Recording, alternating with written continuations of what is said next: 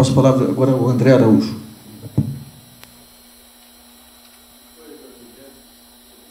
Verônica do Singer, eles descobriram praticamente todo o espectro das agências reguladoras. Eu vou fazer uma prévia aqui.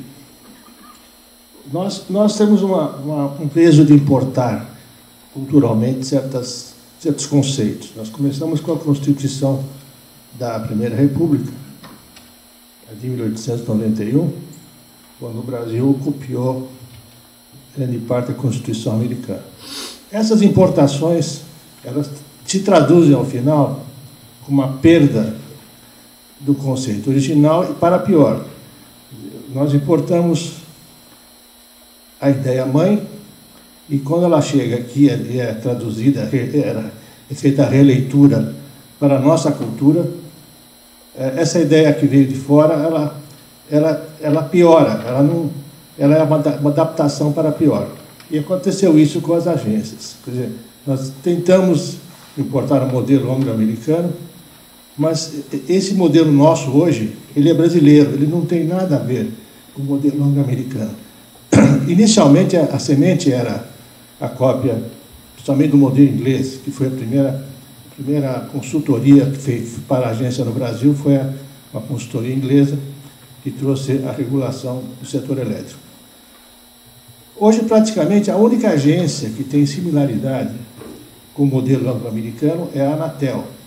É uma espécie de padrão internacional parecido. As agências de telecomunicações são muito similares em todo o mundo. Daí para frente, não. São muito diferentes. E nós fizemos o seguinte: nós usamos o primeiro padrão, que era da telecomunicação, e fomos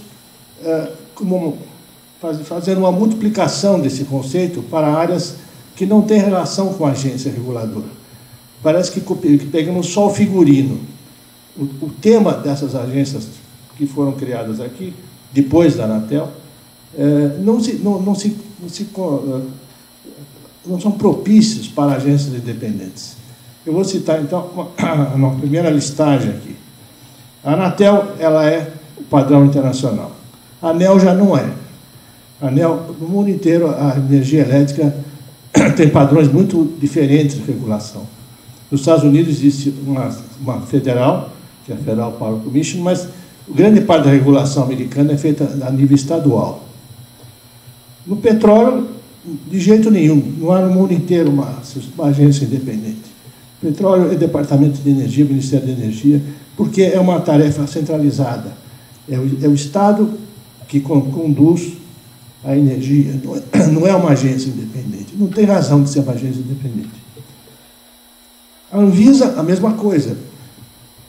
É parte da administração central dos Estados Unidos, a Food and Drugs Administration, é uma divisão, é um órgão de direção central. Tá? Ela não é uma agência independente. A mesma coisa acontece com a Agência Nacional de Águas. O recurso hídrico é um recurso de Estado, controlado pelo guarda-chuva do Estado. O pior caso de todos é a ANAC. Não há no mundo inteiro uma ANAC. A ANAC é única, porque a aviação não é um assunto de agência independente, é uma agência que faz parte do Ministério dos Transportes, no mundo inteiro. Nos Estados Unidos é a FAA. Aparentemente foi copiado o modelo da FAA, porque achou-se que a FAA era uma agência independente. Ela não é. Ela não era uma divisão do Ministério dos Transportes. E por que isso? Porque a agência independente, ela tem como pressuposto a outorga de concessão e a fiscalização da concessão.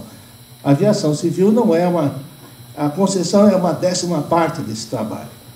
A aviação civil tem tráfego aéreo, tem tratados internacionais de aviação, tem aeroportos. É um processo sistêmico. E, como sistêmico, ele está dentro do controle centralizado.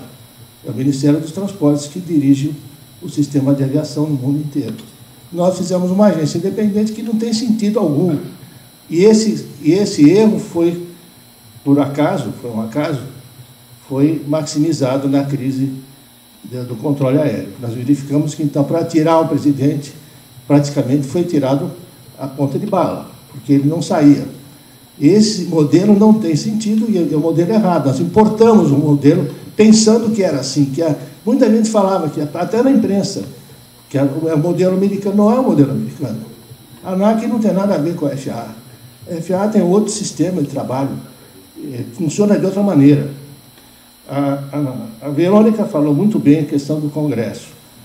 O pressuposto da agência independente é o Congresso ter rédea curta em cima da agência. O Congresso americano o Senado americano é muito rigoroso com as agências. Eles fazem mais ou menos 600 audiências por ano com dirigentes de agência.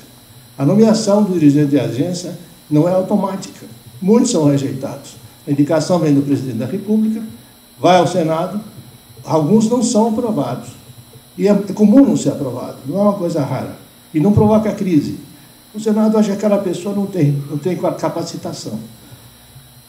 Outra coisa que o modelo internacional, o anglo-americano tem, são dirigentes especializados.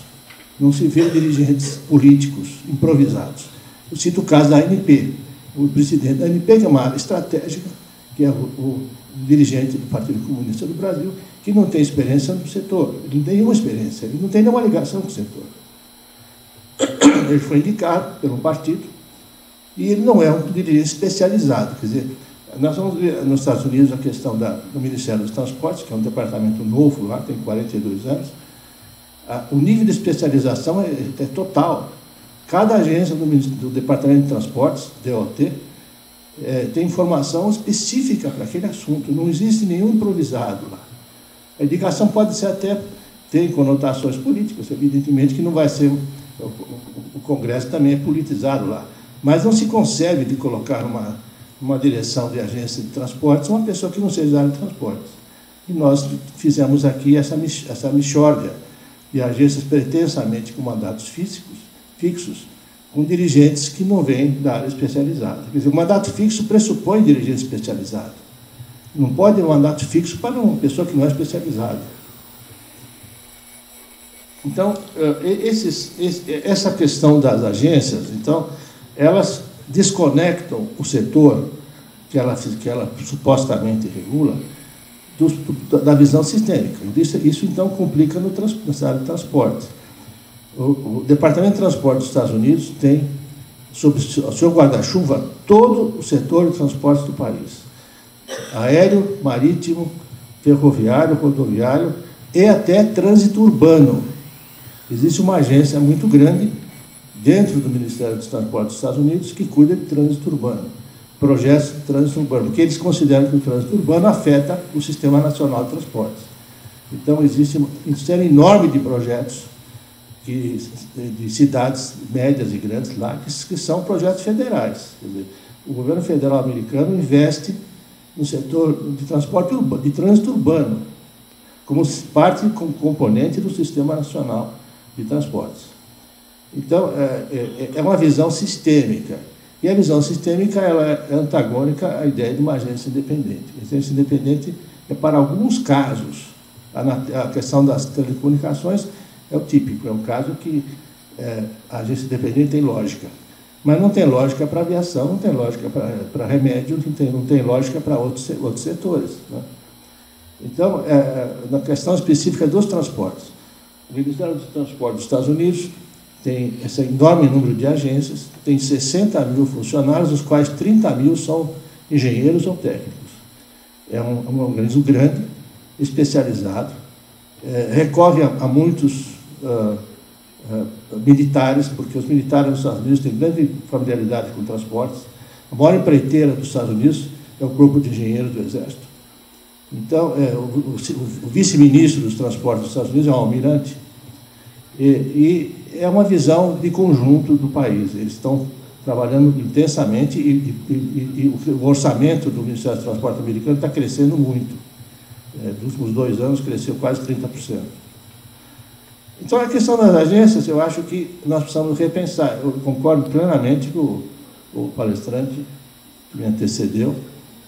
Há um caos jurídico e administrativo nesse setor, ninguém responde. E o pior dos mundos é combinar mandato fixo com interferência política. Esse é o pior dos mundos, porque, ao mesmo tempo que o dirigente não é especializado e indicado pela base do governo, ele também tem mandato fixo, quer dizer, também não pode ser tirado se for ruim. Então, é o pior dos mundos.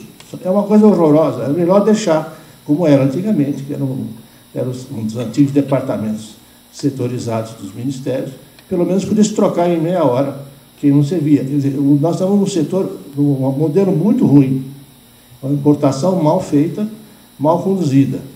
E, aparentemente, estamos multiplicando esse número de agências reguladoras, só se criando isso como se fosse uma solução. Isso não é uma solução. Isso vamos criar uma anomia jurídica, um terreno, um vácuo administrativo, porque aquela agência não está dentro de um sistema, ela está desconectada da administração. Além disso, se une a esse problema a questão do Ministério Público. Eu concordo perfeitamente que nós temos um quarto poder que não tem prazo, que eles podem bloquear um processo por 10 anos, ou 1 ano, ou 15 dias, e ninguém responde absolutamente por nada. Há uma anomia, quer dizer, falta de regras, né? E ficamos, então, com esse enorme número de projetos que o Dr. Zaidan demonstrou, para serem geridos numa situação onde nós estamos com uma grande falta de estrutura jurídica e administrativa.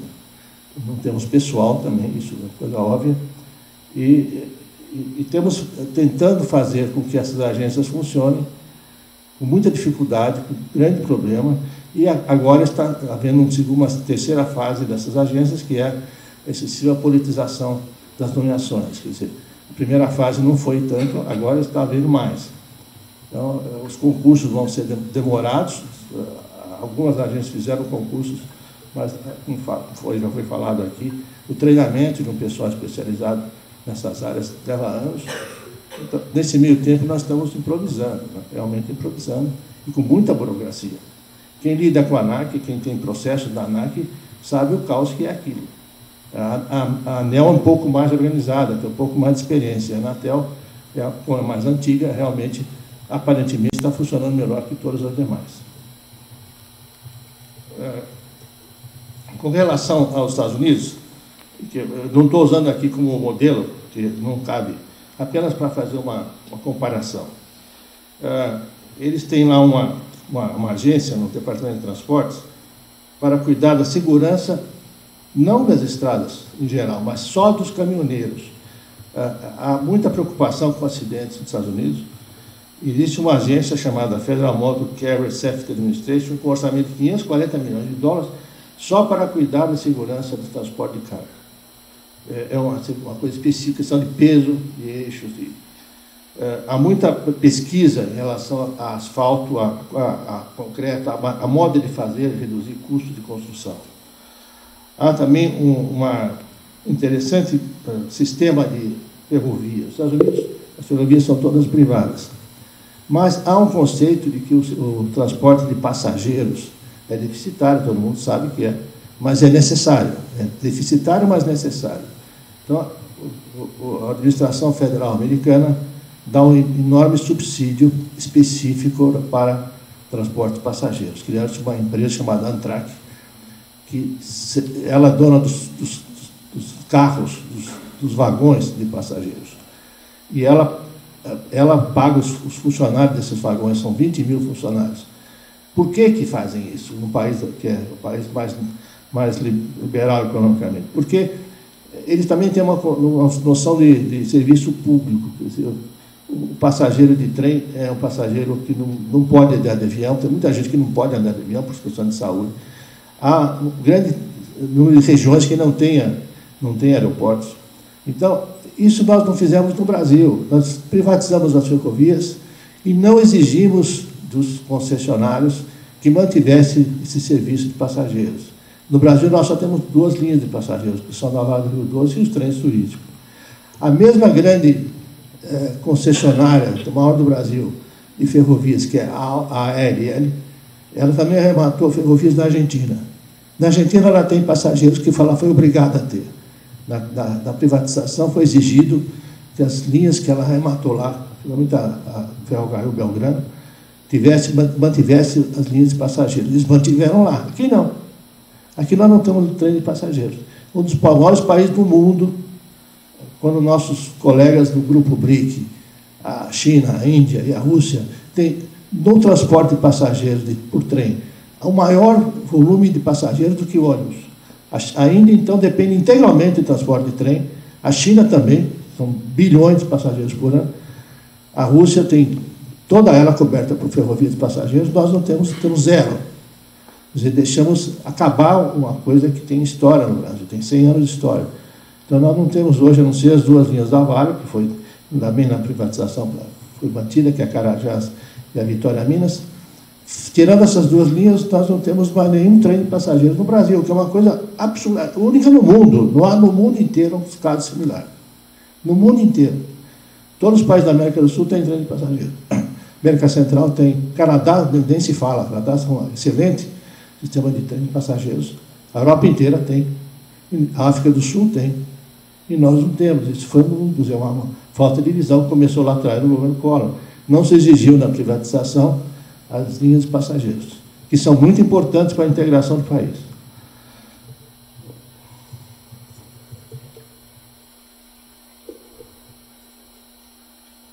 Outra questão que o Departamento de Transporte dos Estados Unidos trata com muito carinho é a questão da segurança nas estradas. Existe uma agência para a segurança geral das estradas. Sinalização, radares, tem um orçamento de 840 milhões de dólares. É um tema que cada vez está mais ativo nos Estados Unidos. Quer dizer, eles vão fazer uma nova renovação do sistema chamado Interstate Road System, que é a maior rede federal que cobre o país inteiro. E 10% dessa renovação do Interstate, que vai custar uns 60 bilhões de dólares, vai ser dedicada à segurança. A segurança está sendo vista com cada vez maior atenção. Nós temos aqui no Brasil, na questão da segurança de estradas, um vácuo, não há verba para isso, uma verba muito pequena. E nós estamos um setor que foi abandonado, quer dizer, salve-se quem puder. Né? Agora, com essa nova fase de novos projetos do PAC, era um assunto que merecia muita atenção, um órgão mais forte, mais atuante de segurança nas estradas. A Polícia Rodoviária Federal é atuante, mas é pouca, não tem poucos nomes. Uma coisa interessante nos Estados Unidos é o transporte marítimo. A administração marítima americana é a mais antiga das agências. Ela é de 1930. E ela foi muito importante, principalmente antes da Segunda Guerra, durante a Segunda Guerra e logo depois. Ela financiava a construção de navios com juros subsidiados. Essa agência, por curiosidade, ela existe ainda, mas ela está praticamente desaparecida. Tem um orçamento muito pequeno, 300 milhões de dólares, porque os Estados Unidos não estão dando muita importância a esse assunto. Eles já deram no passado mais.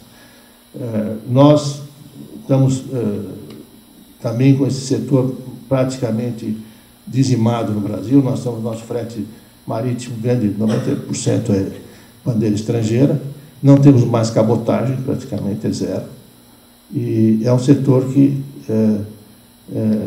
a Petrobras praticamente passou a ser a grande atora, mas os navios de carga geral, hoje, cada dia mais, estão com bandeira estrangeira, de uma forma que, na aviação internacional brasileira. Então, eu acho que as agências, elas foram importadas, mas temos que entrar num ciclo de revisão do papel e do conceito que elas transmitem. Elas, deixadas soltas, elas vão se transformar em monstros burocráticos e não vão prestar nenhum papel ao país. Muito obrigado.